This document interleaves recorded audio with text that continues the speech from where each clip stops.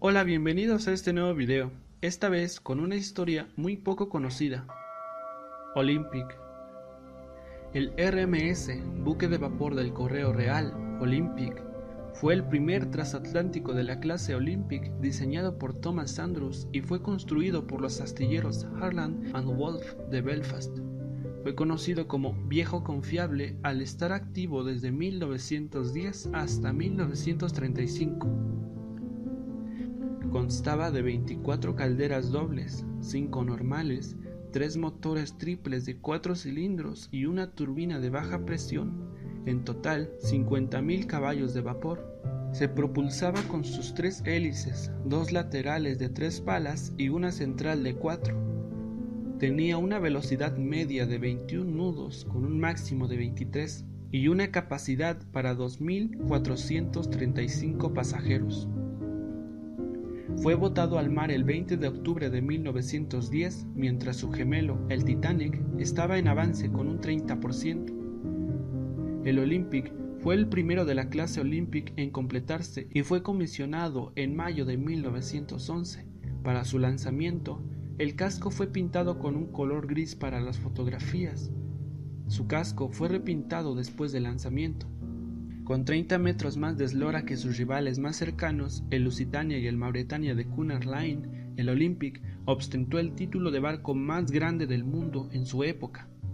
Realizó su viaje inaugural el 14 de junio de 1911 y en este viaje consumió 650 toneladas de carbón cada 24 horas con un promedio de velocidad de 21 nudos, comparado a 1.000 toneladas de carbón cada 24 horas que consumían el Lusitania y el Mauretania.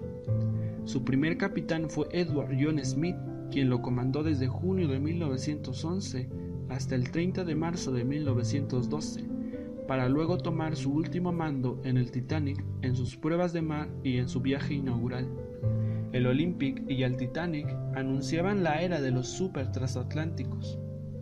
El Olympic era casi tan lujoso como su hermano el Titanic, desplazaba 1.004 toneladas menos que este y era más sobrio que su hermano. Además, la cubierta de paseo era completamente abierta, a diferencia de la cubierta del Titanic, que era cerrada en un 50%.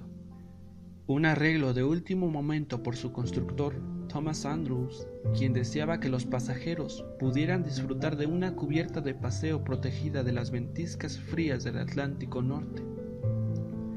El 20 de septiembre de 1911, el Olympic tuvo un incidente con un buque de guerra, el Hawke, que se le acercó demasiado cuando, atraído por la turbulencia generada por el Olympic, golpeó su casco, abriendo un gran agujero en los camarotes de tercera clase por el lado de estribor, por lo que tuvo que volver a Belfast para ser reparado. En enero de 1912 perdió una pala de una hélice y tuvo que regresar a Belfast a los astilleros Harland and Wolff para su reparación. Este inconveniente hizo retrasar la entrada en servicio del Titanic, pues se tuvo que retirar al Titanic del dique seco para hacer entrar al Olympic para su reparación. La reparación duró cerca de un mes, tiempo que retrasó la terminación y entrada en servicio del Titanic. El 14 de abril de 1912, el Olympic, bajo el mando de Herbert Haddock, recibió las señales de socorro de su hermano, el Titanic, pero estaba a 750 millas de distancia, así que no podía prestar ayuda. Después de la tragedia del Titanic, el Olympic tuvo que ocuparse de la tarea de recoger los botes salvavidas del Titanic, recuperados por el Carpathia y dejados en Nueva York. Estos mismos botes salvavidas a los que se les quitó el nombre Titanic fueron usados para aumentar la capacidad de salvamento del Olympic.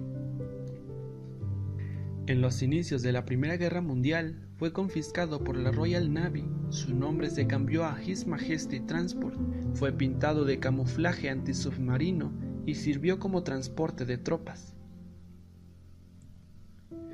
El 12 de mayo de 1918 consiguió hundir el submarino alemán SM-113, que le había atacado lanzándole un torpedo que falló. Al comprobar esto, emergió con la idea de atacar el buque a cañón, pero el capitán del Olympic, Beltran Fox Hayes, consiguió maniobrar, embistió y hundió al submarino. El submarino comenzó a hundirse rápidamente y 31 personas que escaparon fueron recogidas por el destructor Hughes David que pasaba por allí. El Olympic sobrevivió a 4 ataques submarinos, incluyendo el ya mencionado. Durante la Primera Guerra Mundial transportó 41.000 pasajeros civiles, 66.000 tropas y 12.000 miembros del batallón trabajador chino. Terminada la guerra en noviembre de 1918, más tarde regresó a Belfast en agosto de 1919 para su restauración y volvió al servicio de línea. El 15 de mayo de 1934 chocó con el buque faro Nantucket, matando a 7 de sus 11 tripulantes debido a la niebla existente ese día. Tras 24 años de servicio, hizo su último viaje hacia Nueva York en marzo de 1935. Debido a sus años y desfinanciamiento, fue retirado del servicio y vendido por 100.000 libras al señor John Jarvis para comenzar a ser parcialmente desguazado en Harrow, Escocia, en octubre de ese mismo año. Las partes del Olympic fueron subastadas inmediatamente antes de que el barco fuera desguazado. Muchas de sus partes, especialmente las de primera clase y la escalera, se encuentran en el Hotel White Swan en Alnwick, Northumberland, Inglaterra. Muchas otras partes, como los paneles, están en la fábrica de pintura de Hal Whistle. El resto de sus partes pertenecen a la gente rica de Gran Bretaña que construyó sus casas. En el 2000, Cruceros de Celebridades compró algunos de los paneles de madera originales del Olympic y crearon el RMS Olympic Restaurant a bordo de su mejor crucero, el Millennium. Según la línea de cruceros de celebridades, estos paneles exóticos alguna vez cubrieron las paredes del à la carte restaurant del Olympic. Y bueno, esto fue la historia del transatlántico Olympic. Espero haya sido de tu agrado. Te invito a ver mis otros videos con la historia de Titanic y Britannic, hermanos gemelos del Olympic. Comenta qué te pareció esta historia, suscríbete y nos vemos en un próximo video.